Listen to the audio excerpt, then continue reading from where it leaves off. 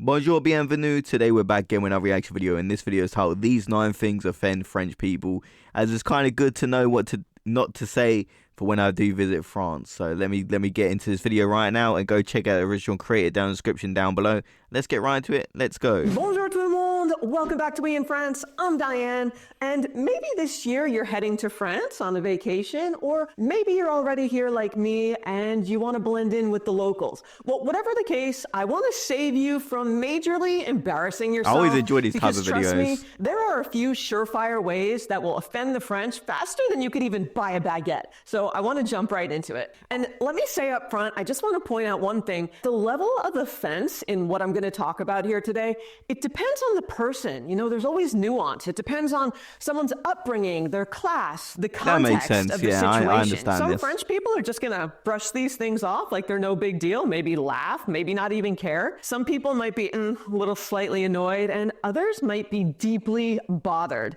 by what I'm going to talk about. Not everyone's the same. You know, if you're sitting with your friend somewhere, you might be offended by what someone does in your home country, but your friend might not even care. So that's all to say, it depends. I don't want anyone to walk away from this video thinking you need to tiptoe around French people and they're all delicate little flowers that are always going to be offended by everything a foreigner does. That is not the case, so that is not the takeaway. So there's nuance, okay? So with that, we're going to get right into number 1. If you insult their food or their way of preparing food. Now, food culture in France, it's like a religion. It kind of depends. Like, if you insult anyone's culture's food, you're going to take a little bit of offense. But if you're doing it like a jokey way with a friend, I feel it's kind of different. But yeah, doing it with like a stranger or someone you've just met, it's quite offensive. So chefs and service staff, they take pride in their work. Oh yeah, definitely don't insult their food and meals in that with context. Respect. It's serious. And because of this, they might take it personally if you deliver any criticism. So if you don't like a certain type of food, or you don't particularly care for how something was prepared, be tactful in how you go about expressing that, if you even choose to express it at all. Remember, you're a guest here. Yeah. All right, number 2, if you show up to dinner at a pretty nice restaurant in athletic attire. Now, in the US, depending on the company you keep and where you live, you could get away with going to dinner in super casual clothes. I know where I feel it depends on the type of restaurant you're going to. Like, in general, just an average restaurant, it shouldn't be a big deal, right? At least in the United Kingdom, it isn't. But if you're going to one of those posh restaurants, then yeah, you kind of got to look the part. You got to have a nice outfit on. You can't just be wearing like a tracksuit and joggers and stuff like that. My family lives in Florida, shorts and a t-shirt and flip-flops, totally fine. You know, you see people in cooler climates wearing a hoodie and leggings to really casual restaurants in the US. But in France, especially in bigger cities, people tend to dress up for the occasion. Yeah, that makes sense. If you're going to a decent restaurant, you should depending on the dress restaurant. You know, not they dress in something up maybe like a little more than what the athletic wear, like average she said. American might be used to. And a good rule of thumb is gym clothes are pretty much a no-go.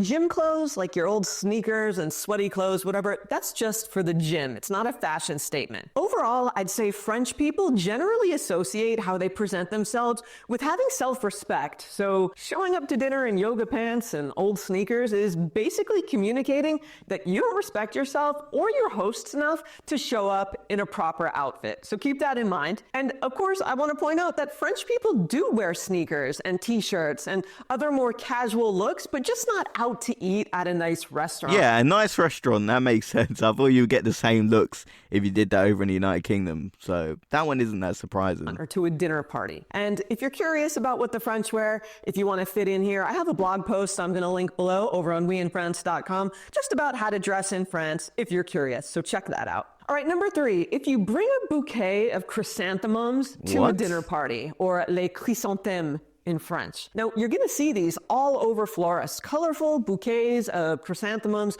potted ones, all kinds at florists in France, especially around the fall holiday called Toussaint. That's around Halloween, and no matter how pretty they are, no matter how tempted you are to buy them, do not, I repeat, do not buy them to bring as a hostess gift to a dinner party or a housewarming gift for a friend or anything like that. It's most definitely a faux pas. Mums are for funerals and to put on gravestones at the cemetery. Okay, I won't make this mistake. So if you're not paying respects to someone who's passed on, skip the mums. Now, something else that's offensive is when we're online and we get hit with malware, data theft, and scams. Is this an advert? Okay. I have a solution solution that's going to keep your web browsing experience safe and stress-free. Let me introduce you to NordVPN, the sponsor of my video that you'll definitely want to check out via my link below, nordvpn.com/weinfrance. Guys, go use the link if you want NordVPN. VPN helps you stay safe online, whether you're home or abroad, especially when you're out using public Wi-Fi networks. Now, you'll be protected from malware, from hackers. Your data is going to stay private,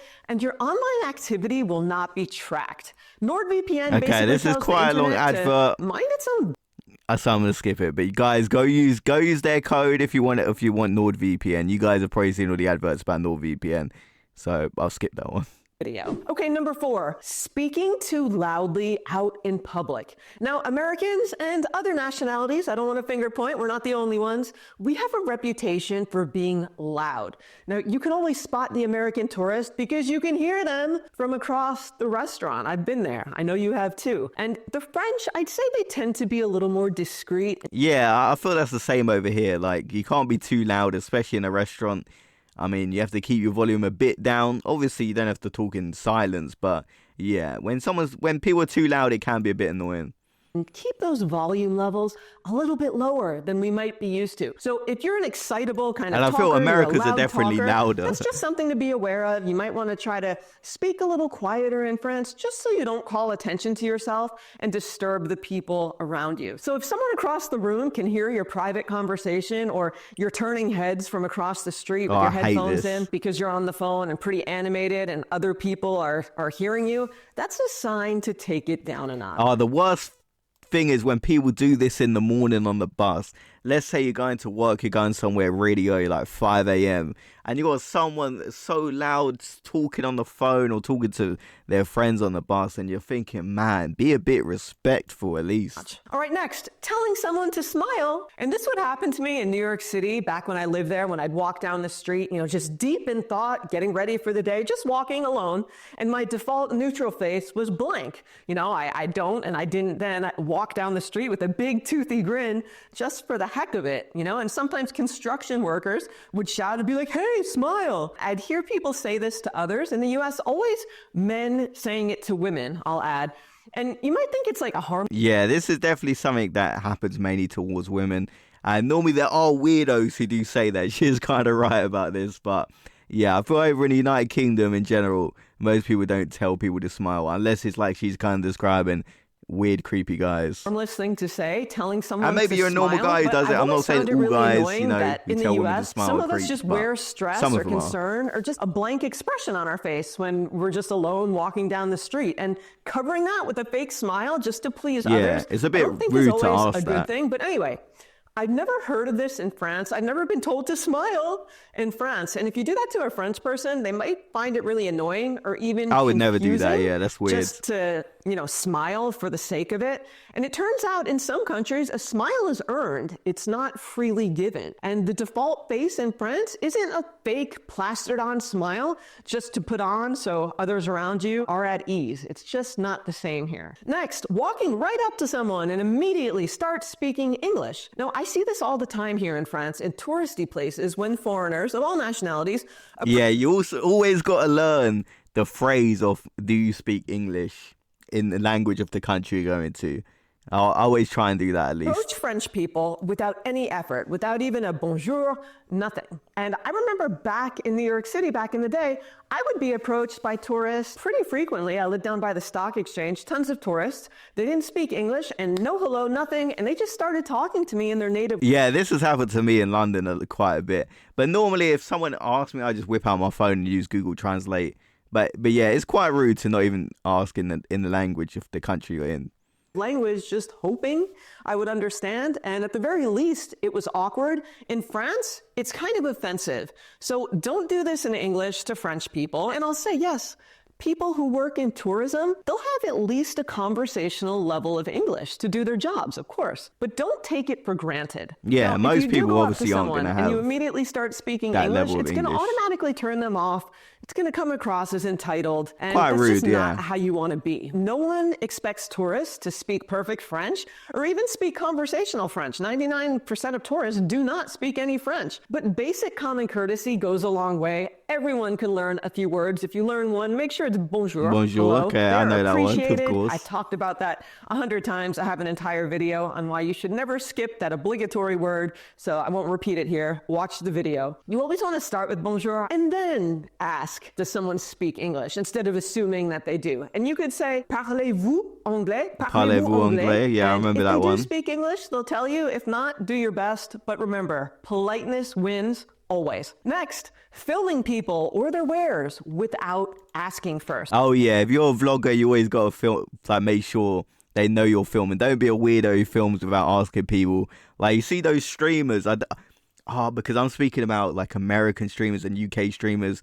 Do you guys have those annoying streamers in France where they just go around causing chaos? Like, you may have heard about the American streamer Vitaly who went to like the Philippines, I think it was, and he got arrested because he was just terrorizing the citizens over there. So I don't know if you have any French streamers like that. I kind of am curious about this. So if you're watching this video and you know any French streamers who cause chaos, let me know, because I'm kind of interested if it's just like an English speaking streamer problem. Now, using your phone out in public is pretty commonplace these days, and snapping pictures while out and about, it's pretty normal, but just be careful. Yeah, just if have you're some going respect, to take say, yo, I'm pictures of doing this people. video. I had an Do you wanna be experience on which it? I told you You're about fine. in one of my recent videos about my worst ever experience in France. So watch that video, I'll put it up here. But something else, when I was at a farmer's market a few years ago, in public, outdoors, it was in a parking lot, right? So not private property. I took a photo of beautiful paella and rotisserie chickens that a vendor had. The woman working there was actually not even in view. It wasn't even crowded. I took a picture of the food without asking because there was no one to ask. And the woman scolded me. She came out of nowhere. I wasn't taking a picture of her, but she scolded me saying, "Oh, madame, you have to ask before you take a picture." I'm like, Well, you weren't even here. so when in doubt, always ask before you photograph or video anything, just to be on the safe side. And that goes double, triple with people. All right, next, flaunting your money and acting showy. Now, in France, French people love to hate the rich. They really I mean,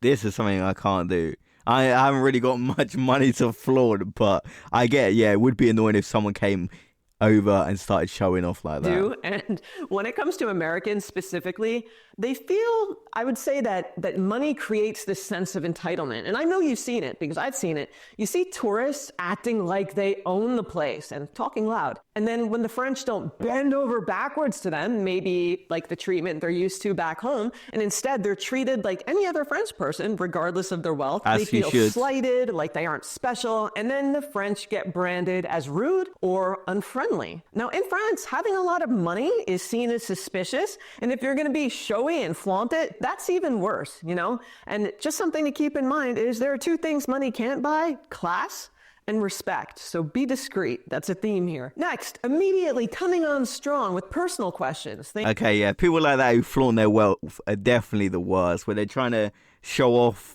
they're trying to get treated in a special way.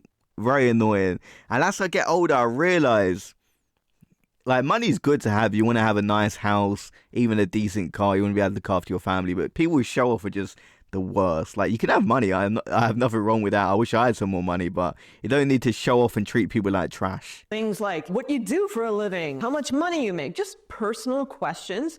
And if you don't know someone well or at all, don't delve into their personal life. You know, small talk, I've talked about it a lot. It's different in France. You can watch a whole video about it here. It's nuanced, as I always say. So just be careful with the personal questions. And to wrap this up, if you want more tips and advice for an upcoming trip to France this year, I have an e-guide you can buy or give to someone as a gift, and it helps support the channel. So if you like what I do, check it out. It covers all kinds of practical tips for tourists on dining out, culture, language, money, that sort of thing. And it is called 75 Beginner France Travel Tips for a Standout Trip, and it is linked down below in the description. So with that, I'm going to leave it here for today. Thank you for watching, as always, and see you back on We in France soon. Salut! Guys, go support the original creator, like I said, but a lot of these make sense. Like, don't be asking personal questions to strangers or people you don't know that well. Flaunting your money. I don't really have a lot of money to do that, if I'm being honest with you guys. Like, so that one I don't have to worry about. Speaking English, I always think it's very important to ask if they speak English in the country language you're going to. So that one isn't a problem, really. Telling someone to smile is a little bit weird, but I feel that's mainly an American thing. Sometimes happens over here, but very rare. Like, I feel that, and you're kind of a weirdo if you kind of do that. Obviously, not everyone who's a weirdo, tells someone to smile, but normally there are a lot of creeps who do that. And speaking too loudly, I feel you kind of got to know your environment for that one.